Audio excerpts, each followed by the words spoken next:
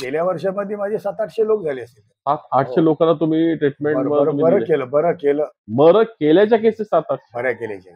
Percent 15 ते 20 दिवसामध्ये फरक पडतो माणसाला. 15 ते 20 दिवसामध्ये फरक पडतो आणि बरं होण्यासाठी व्हायला 5-6 महिन्याचा कालावधी कमीत कमी जास्ती तपासून मग त्याच्यावरती औषध दिलं जातं. दाबे तुम्ही सांगितलं मला कॅन्सर आहे मला औषध द्या असं नाही. असं कॅन्सर डिटेक्ट असेल तरच आम्ही औषध देतो. करेक्ट रिपोर्ट बघितला काय असेल तर त्यानुसार औषधं द्यायची.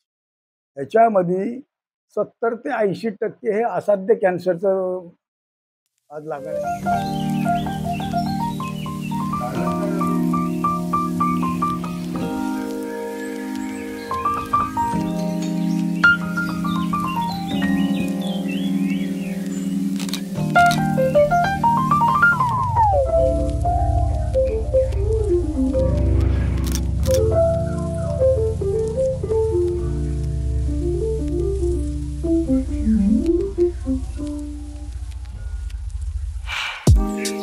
नमस्कार, मी विजय पवार. नमस्कार. बरेच दिवसांनी आपण भेटतोय.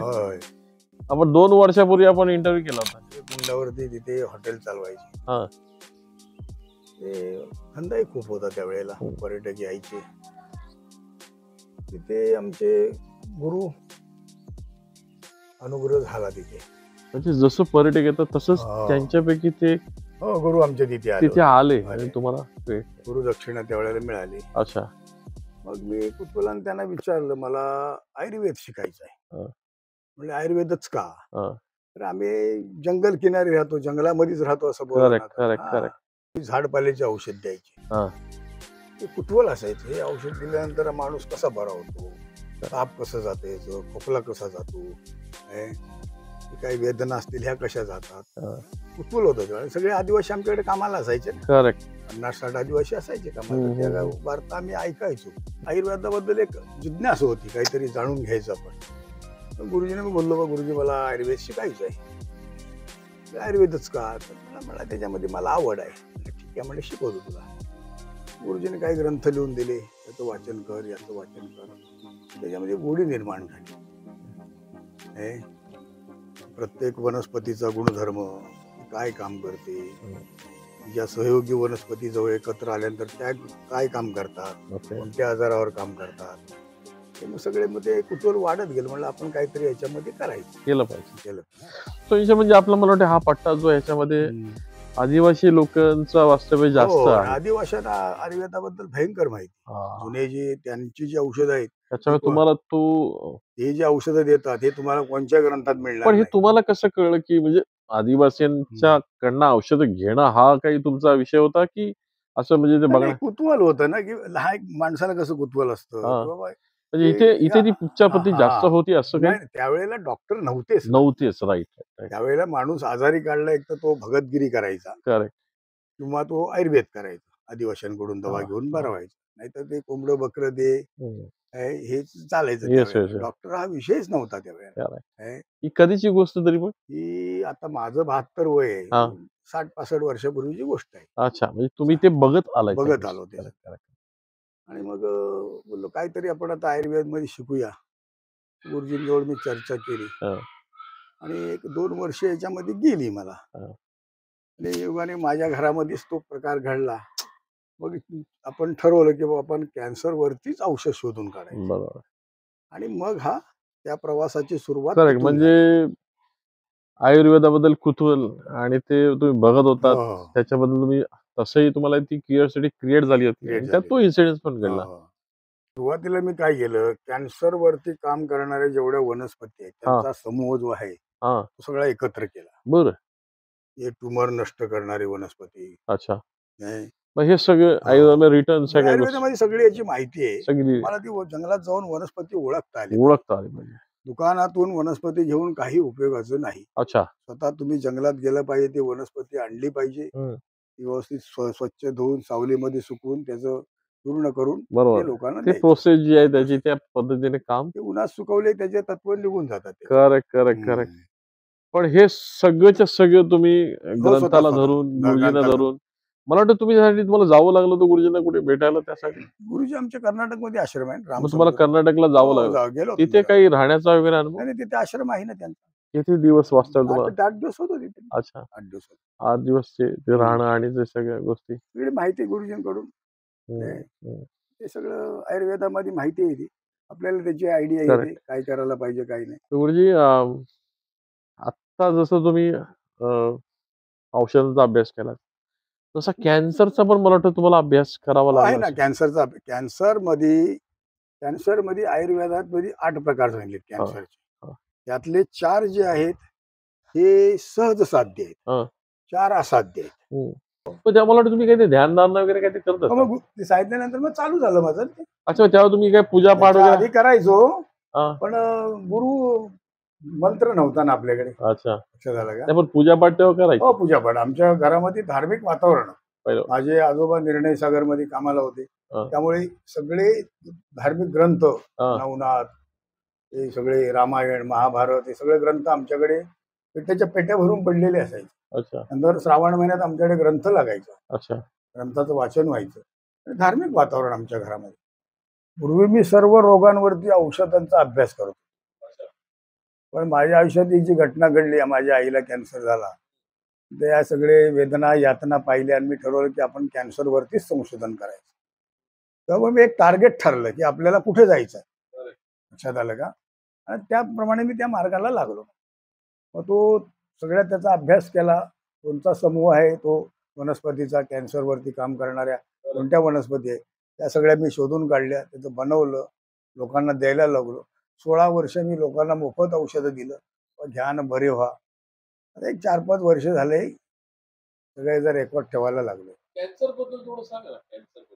कॅन्सर म्हणजे आपल्या शरीरामध्ये झालेला बदल आहे. कॅन्सर म्हणजे हा काही त्याचे जंतू नाही आहेत, काही नाही. आपल्या शरीरामधील लाखो पेशी रोज मरतात आणि रोज नवीन जन्माला येतात. त्यातील जर एखादी पेशी विकृत जन्माला आली तर तिला नष्ट करण्याची ताकद आपल्या शरीरामध्ये यंत्रणा आहे. पण त्याच्या नजर चुकीने जर ती राहिली आणि त्यांनी कुठे वसाहत केली, मग त्याचा जो ट्यूमर बनतो त्याला कॅन्सर. कॅन्सर म्हणजे ट्यूमर. त्याला संस्कृतमध्ये अर्बुद रोग म्हणतात. हा हजारो वर्षापूर्वी याचं आयुर्वेदात वर्णन आहे. महर्षी वाघभट्टांनी लिहिलेलं आहे. चरक संहितामध्ये आहे, योग रत्नाकरमध्ये आहे, शारंग संहितेमध्ये आहे. ही अर्बुद रोग म्हणजेच कॅन्सर. तर त्याच्यामध्ये रक्त अर्बुद, मांस अर्बुद आलं. त्यात अनेक भेद आले. पित्तापासून झालेला पित्तार्बुद, कफापासून झालेला कफार्बुद, वातापासून झालेला वातार्बुद. महर्षी वाघभट्टांनी त्याच्यामध्ये अनेक प्रकार, अस्थिजन्य अर्बुद, व्रणजन्य अर्बुद आणि स्नायूजन्य अर्बुद असे कॅन्सरचे भेद सांगितले आहेत. पण कॅन्सर हे आयुर्वेदामध्ये 8 प्रकार आहेत. त्यातले 4 सहज साध्य आहेत, जे औषधांनी बरे होणार आहेत. 4 आहे ती असाध्य. पण ऐकतो की खूप पैसेवाला माणूस आहे, परदेशात जाऊन उपचार केले, आपल्याच देशात उपचार केले, शेवटी तो गेला. याचा अर्थ तो असाध्य होता. हा, पर्रिकर साहेबांचं उदाहरण दिलं. आता पंकज उधास गेले, रमेश भाटकर गेले. हा, कमीच नव्हत्या लोक. तो असाध्य. आता माझ्याकडे एवढे पेशंट येतात ना, त्याच्यामध्ये 70 ते 80% हे असाध्य कॅन्सरचं आज लागण आहे लोकांना. 70 ते 80%.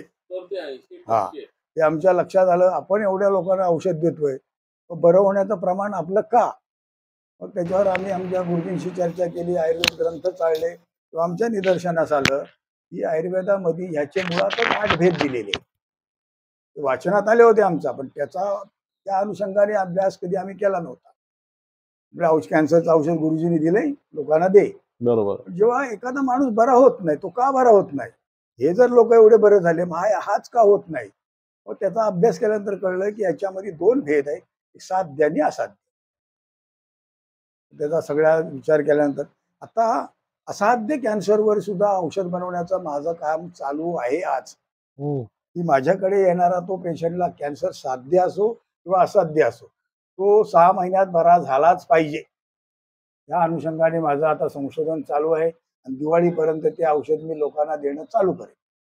किती लोकांना तरी आपण ह्या ट्रीटमेंटच्या अंतर्गत गेल्या वर्षामध्ये माझे 700-800 लोक झाले असतील. 700-800 लोकांना तुम्ही ट्रीटमेंट बरं केलं. बरं केल्याच्या केसेस 700. त्याहून जास्त आहेत. कारण आता जे झारखंड आहे, बिहार आहे, उत्तर प्रदेश आहे, गुजरात आहे, दिल्ली, कलकत्ता, हे लोक बरे झाल्यानंतर काय रिपोर्ट पाठवत नाहीयेत. फक्त ते पेशंट पाठवतात तेव्हा कळतं, हा आपला पेशंट आहे, त्याने हा दुसरा पेशंटला वाढव, त्याला आराम मिळाला, त्याला तेव्हा कळतं. पण हे लोक आम्हाला रिपोर्ट देत नाहीत ना. करेक्ट. आउट ऑफ इंडिया पण. थोडक्यात म्हणजे काय, गरज सर्व नाही वैद्य बरोबर. हा ऍक्च्युली माणसाचं एक आहे, जरा फायदा आला तर एक बोलणार नाही, त्रास झाला तर बोलत झाला तर बोलणार, बोंबा मारणार. तुमच्या औषधाने त्रास. अरे औषधाचा साईड इफेक्ट काही नाही. आज माझ्याकडे लहान मुलं आहेत, आयुर्वेद आहे ना, आयुर्वेद आहे. आता सध्या जास्त जो बोलतात ना रिझल्ट जो बेटर मिळतोय तो कोणत्या कॅन्सरला मिळतोय? सर्व सगळ्याच कॅन्सरसाठी सर्वच. तरी पण तुमचा एक गेल्या वर्षी जो केस स्टडी काय सांगतो? गेल्या वर्षी त्याच्या आता जो माझा फॉर्म्युला बनलेला आहे तो त्याचे ऍडव्हान्टेज आहे. अच्छा. हा 15 दिवसामध्ये फरक पडतो आणि त्रास होणं कमी आलंय. अच्छा. म्हणजे वांती होणं, मळमळ होणं हे प्रकार म्हणजे तुमचं औषध देखील दिवसेंदिवस अपडेट होतं. अपडेट करत जातात. एक त्याला त्रास झाला म्हणजे का झाला, हे औषध आम्ही आज 500 लोकांना दिलेलं आहे, त्याच्यात 100 लोकांना त्रास झाला, तो का झाला, त्याची पित्त प्रकृती आहे का. आमच्याकडे एक पद्धत आहे, औषध दिल्यानंतर 15-20 दिवसांनी आमच्याकडून मुलं त्यांचा फॉलोअप घेतात. तुम्हाला काय त्रास झाला काय नाही, तर त्याचा एक फॉर्म भरून घेतात किंवा औषध दिल्यापासून याला काय फायदा झाला, काय नुकसान झालं, काय त्रास झालं. तो फॉर्म सेकंड टाइमला त्याला औषध कुरिअर करण्यापूर्वी तो फॉर्म मी तपासतो. याला काय वनस्पती बदलून द्यायला पाहिजे, याला काय बदल करायला पाहिजे, काय कंटिन्यू ठेवायला पाहिजे, म्हणजे कुठे आराम मिळतोय, कुठे त्रास मिळतो, त्याच्या अनुषंगाने मात्रा बदलता येते आणि मग ते औषध आम्ही त्यांना कुरिअर करतो. अशी आमच्याकडे पद्धत आहे. साधारणपणे किती दिवस औषध घ्यावं लागतं? हे प्रत्येक आजार तो किती पसरलेला आहे त्याच्यावरती अवलंबून आहे. तरी पण एका पार्ट मध्ये असेल तर तो 5-6 महिन्यात बरा होतो. अच्छा. पण किडनी मधून जर लंग्स मध्ये गेलाय, लंग्स मधून ब्रेन मध्ये गेलाय, मग तो कठीण जातो. अच्छा, म्हणजे जर का त्याने ऑर्गन्स मधून तो शिफ्ट होत गेला तर मग त्याला जरा शरीर पोखरून काढतो ना, नादुरुस्त करतो तेवढं शरीर. मल्टी ऑर्गन मध्ये जर गेलाय किंवा मल्टी ठिकाणी जर तो गेलाय तर तो त्रासदायक जास्त आणि बऱ्याच वेळा तो नाही कव्हर होत नाही. म्हणजे तो कोणत्या स्टेजला गेला, इन शॉर्ट आपण त्याला असंही म्हणतो. तर पेशंट अन्न पाणी खातोय व्यवस्थित, फिरून फिरून आहे. अच्छा, म्हणजे जो अन्न खातोय तो आपला औषध सोडलंय त्याची गॅरंटीच नाही. काय त्याला काय रसावर आहे, त्याला काय म्हणजे ते सप्तधातूचा जर क्षय होतो ना ज्या वेळेला, तेव्हा औषध काही काम करत. तर त्याच्यासाठी मी आता R3 म्हणून एक रसायन तयार केलेलं आहे. त्या आयुर्वेदामध्ये 64 दिव्य वनस्पती सांगितलेल्या आहेत. त्यातल्या निवडक वनस्पतीपासून ते एक रसायन मी बनवलेलं आहे. ते कोणी घेऊ शकतं, कॅन्सर पेशंटच असंच नाही. काय असतं, 10 वर्षांनी आपलं बालपण कमी होतं, 20 वर्षांनी आपलं तरुणावस्था कमी होते, 30 वर्षानंतर आपलं तारुण्य कमी होतं, 40 वर्षानंतर आपल्याला चष्मा लागणं, दाताचे problem, blood pressure, sugar, thyroid, छोटे मोठे प्रॉब्लेम चालू होतात. वयाच्या 50 नंतर ते आणखीन वाढत जातात. म्हणजे दर 10 वर्षांनी तुमच्या शरीरातला एक रस कमी होतो. रक्त, मांस, मज्जा, शुक्र असे जे 7 धातू सांगितलेले आहेत आयुर्वेदामध्ये, ते आम्ही जे रसायन 3 म्हणून बनवलेलं आहे ते शरीरामध्ये सप्त धातूचं पुनर्स्थापना करतं, निर्माण, आणि फक्त 3 महिन्यामध्ये. अच्छा. आणि ते आम्ही कॅन्सर पेशंटला देतो. म्हणजे असं की बॉडी तुम्ही त्याची हिलिंग प्रोसेस तुम्ही बेटर करताय, त्याची इम्युनिटी पॉवर वाढवली जाते, हिलिंग प्रोसेस, इम्युनिटी पॉवर वाढली. 60 वर्षाच्या माणसाने जर ते औषध घेतलं तर 3 महिन्यांनी तो 20-22 वर्षाचा असलेला तो फिलिंग करेल शरीरात. क्या बात आहे. असं झालं का, एवढी ताकद आहे. तर ते आम्ही कॅन्सर पेशंटला त्याचा 2-3 महिन्यापासून वापर करायला सुरुवात करतो. अगोदर त्याला स्टेबल करतो आणि मग ते द्यायला सुरुवात करतो. असं ते मी रसायन बनवलेलं आहे. अनेक दिव्य वनस्पती त्याच्यामध्ये आहेत आणि ते कोणीही घेऊ शकतो, सर्वसामान्य माणूस घेऊ शकतो. कॅन्सर व्यतिरिक्त तुम्ही अजून कोणकोणत्या गोष्टीवर? नाही, मी फक्त माझं टार्गेटच होतं कॅन्सर आणि कॅन्सरच. त्यात आपण आज यशस्वी झालेलो आहोत. आपण सगळ्यांना वाचवायला मी काही परमेश्वर नाही, म्हणजे पण जे कॅन्सर व्यतिरिक्त कुठले जे आजार आहेत, छोटे मोठे काही आजार असतील तर त्याच्यावरती पण तुमची काय आयुर्वेदाची काही माहिती आहे, पण वेळ नाही ना तेवढा आपल्याकडे, आणि माणसं नाहीत उपलब्ध, माणसं नाहीत. पण दुसरे काही प्रोडक्ट्स तुम्ही वगैरे उपलब्ध करून देता असं काही? आता आपल्याकडे आता एखादा कॅन्सर पेशंट आला, कुणाला संधिवाताचा त्रास असतो, कुणाला मूतखड्याचा असतो, कुणाला मूळव्याधाचा असतो, तर ती औषधं ठेवावी लागतात. अच्छा. काय त्याला त्याच्यासाठी त्याला आपण दुसऱ्याकडे पाठवणं बरोबर नाही. बरोबर. पोट साफ होत नाही, ऍसिडिटी आहे, मग अशी औषधं आम्ही ठेवलेली आहेत. अच्छा. आणि ती देतो त्यांना, दुसऱ्या कंपन्यांची आहेत आणि चांगली औषधं आहेत, ती रिझल्ट चांगला आहे. माणसाला तुमच्याकडे ट्रीटमेंट घ्यायचं आहे तर मग ते इथे येण्याच्या वेळा, दिवस कसं काय? आठवड्यातून एक वार, रविवार फक्त. फक्त दर रविवारी? फक्त रविवार. काय टायमिंग असतं? रविवारी 9:30 ते संध्याकाळी 5 वाजेपर्यंत. एवढ्याच टाइम मध्ये आपलं एवढ्याच टाइम मध्ये. दुपारी लंच वगैरे सगळं लंच टाइम आमचा एक अर्धा तास असतो. असेल तेवढाच. पण पूर्ण दिवस सकाळी पूर्ण 9:30 संध्याकाळी 5:30. हो, कायम चालूच असतात पेशंट चालू. पेशंट आल्याने त्याचा फॉर्म भरायचा, त्याने त्याची माहिती सगळी त्याच्यामध्ये मेंटेन करायची आणि मग आमच्या डॉक्टरकडे रिपोर्ट दाखवायचे. मग डॉक्टर मग आम्हाला रिपोर्टिंग करतात. त्याचं कॅन्सर काय स्टेजमध्ये आहे, ट्युमरची साईज काय, त्याची आता कंडिशन काय. आपल्या इथे एक डॉक्टर बाकायदा इथे बसलेला असतो, जो पहिला तुम्हाला चेक करतो, तुमचा कॅन्सर समजून घेतो. आणि मग त्यानंतर तपासले जातात तिथे. रिपोर्ट तपासून मग त्याच्यावरती औषध दिलं. तुम्ही सांगितलं मला कॅन्सर आहे, मला औषध द्या, असं नाही. कॅन्सर डिटेक्ट असेल तरच आम्ही औषध देतो. रिपोर्ट बघितला काय असेल तर त्यानुसार औषधं द्यायची. किती दिवस बरे व्हायला लागतात हे पर्सन टू पर्सन? 15 ते 20 दिवसामध्ये फरक पडतो माणसाला. 15 ते 20 दिवसामध्ये फरक पडतो. आणि बरं व्हायला 5-6 महिन्याचा कालावधी कमीत कमी, जास्तीत जास्त वर्ष 1.5 वर्ष, पण बरे होतात. डिपेंड आपण त्याचं कसं काय. आणि एकदा माणसाला फरक पडला मग तो औषध बंद करत नाही. बरोबर. बरा झाला तरी तो बंद करत नाही. तेवढी सांगावं लागतं त्याला, बाबा आता बंद कर. थोडी लोक घाबरलेली आहेत आज. कॅन्सर कशामुळे होत असेल आजच्या तारखेला? कॅन्सर हा पूर्वीपासून कॅन्सरचं वर्णन आढळतं, हजारो वर्षापासून. आता त्याचं प्रमाण वाढलंय. माझ्या माहितीप्रमाणे, मी दावा करत नाही, माझ्या माहितीप्रमाणे हे अन्नधान्याचे हायब्रिड आलेले आहे. हे भाजीपाला, आज कोबीचं पीक घेण्यासाठी 22 फवारण्या कराव्या लागतात. फ्लावरसाठी आज 32 फवारण्या कराव्या लागतात. हे पॉइझन कुठं जातं? आपल्या शरीरात जातं. हायब्रिड बियाणाला युरिया दिल्याशिवाय ते उत्पन्न देत नाही. युरिया कुठं जातो? तो दुधात भेसळ आहे, तेलात भेसळ आहे, सगळ्यात भेसळ आहे. आपण नॅचरली ऑर्गॅनिक काही खातच नाही ना. कॅन्सर नाही होणार तर काय होणार सांगा? लहान लहान मुलांना कॅन्सर आहे. काही मुलं जन्माला येतानाच कॅन्सर घेऊनच जन्माला येतात. त्याला जबाबदार कोण आहे? तो फूड, वातावरण, पाण्यापासून. पाणी आपण पाहिजे तसं पिऊ शकतो, ते आपल्या हातात आहे. उकळून पिऊ, अशुद्ध असेल तर उकळून गाळून पिऊ. पण अन्नाचं तुम्ही काय करणार? बाजारातून गहू आणलेत, हे गावठी आहेत, हायब्रिड आहेत, हे तुम्हाला काय कळणार आहे? बरोबर. फक्त नाचणी सोडली तर आज सगळ्या जातीमध्ये हायब्रिड बियाणे आहेत. नाचणी वरी सोडली तर ज्वारी बाजरीची हायब्रिड बियाणे आहे, गव्हाची बियाणे आहे, तांदळाची आहेत, सगळी हायब्रिड बियाणे आहेत. आणि जास्त उत्पन्नासाठी शेतकरी हायब्रिड बियाण्याचा वापर करतो, भरमसाठ खतं मारतो. ते खतं मारून रोग पडला की त्याच्यावर विषारी औषधं फवारतो. हे कुठं जाणार शेवटी? जाणार कुठे शेवटी? आपल्याच शरीरात जाणार. कॅन्सर नाही होणार तर काय होणार आहे? बरे झाल्याच्या केसेस जेव्हा होतात तेव्हा ते कसे आपल्याशी रिॲक्ट होतात? लोक खूप आनंदी असतात. काही त्यांना असं वाटतं गुरुजींसाठी काय करावं ना काय नाही. इतके आनंदी होतात. कोण मिठाई घेऊन येतो, कोण काय भेट वस्तू आणतात. त्याच्या आनंदाला पारावरच नसतो.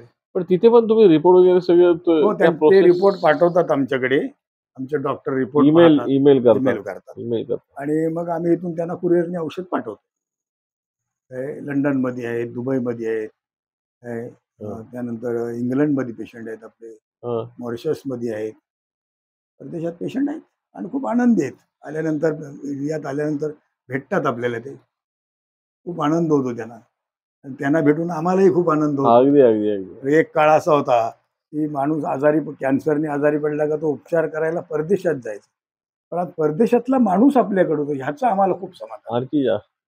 असं झालं का? म्हणजे आपण जे मेहनत केली, कष्ट घेतले, त्याचं चीज झालं. आपली याच्यामधून गोरगरिबांसाठी एक योजना आम्ही करायचं ठरवलेलं. जे दारिद्र्य रेषेखालील लोक आहेत, त्यांना महिन्याचं उत्पन्न अगदी फार 5-6 हजारच्या आतमध्ये अशा लोकांचं उत्पन्न आहे. अशा लोकांसाठी आम्ही फ्री ऑफ चार्ज मध्ये औषध द्यायचं ठरवलेलं. दिवाळीपासून त्याचा आम्ही व्हिडिओ बनवून लोकांना सांगू, आणि लोकांनी जास्तीत जास्त फायदा घ्यावा, बरे व्हावं. तर आम्ही त्याच्याकडे पैसा आहे तो कुठे उपचार करेल? गरिबांनी काय करायचं मला सांग. आणि हा गरीबासाठी नाही, परवडणाराच आजार नाही. त्याचे ते डिटेक्ट झाला हे शोधण्यासाठी ते रिपोर्टिंग करायला त्याच्याकडे पैसे नाही. उपचार कुठून करणार मला? त्यासाठी आम्ही ठरवलेलं आहे. आमचं ओम शनिदेव चॅरिटेबल ट्रस्ट या नावाने ट्रस्ट आहे. हे जे आम्ही पेमेंट, ज्याचा पेमेंट जो आहे तो त्या ट्रस्टच्या नावाने घेतो. सध्या मी शनी मंदिराचा जीर्णोद्धार केलेला आहे. 6 तारखेला तुम्हाला शनी जयंतीला बोलवेल. या तुम्ही 6 तारखेला त्याचा व्हिडिओ बनवा, लोकांना बघू द्या. स्वतःसाठी नाही केलं, ज्या महाराजांच्या कृपेमुळे ही सगळी विद्या प्राप्त झाली त्यांच्या मंदिराचा जीर्णोद्धार. मी तुम्हाला 6 तारखेला बघायला मिळेल. 6 जूनला आहे. 6 जूनला शनी जयंती आहे, अवश्य या. नक्की नक्की नक्की व्हिडिओ बनवून पाठवू, लोकांना देऊ. चलो, मजा आली अजी. धन्यवाद. माहिती आम्ही दिलेली आहे. आता याच्या पुढची काय माहिती असेल तर मी डिस्क्रिप्शन मध्ये त्यांचा नंबर देतो, तुम्ही डायरेक्ट त्यांना फोन करा, त्यांच्याशी बोला, त्यांची वेळ घ्या. आणि ते कसं आहे, ते आता इथे असतात, म्हणजे पालीमध्ये असतात, पुण्यामध्ये पण त्यांचं एक क्लिनिक चालतं, बारामतीला एक क्लिनिक चालतंय. सो ते व्हिजिटवर पण असतात. सो बिझी शेड्यूल आहे. तर तुम्हाला नंबर दिला जाईल, त्या नंबरवर तुम्ही फोन करून त्यांची अपॉइंटमेंट घ्या आणि त्यांना डेफिनेटली भेटा. तर थँक्यू दादा, तुम्ही वेळ दिलात. नमस्कार. Thank you so much. आणि तुम्ही जे बघताय सगळे म्हणजे तुमचे देखील आभार. सो हा विषय तुमच्यापर्यंत पोहोचवायचा होता आणि तुम्ही तो अधिक लोकांपर्यंत पोहोचवा, जेणेकरून हा दुर्धर आजार आहे आणि याच्यासाठी खूप पैसे खर्च होतात आणि ते सहज होण्यासारखं आहे. एकदा यांना भेटा आणि खात्री करून घ्या. Thank you so much. जय हिंद, जय कोकण.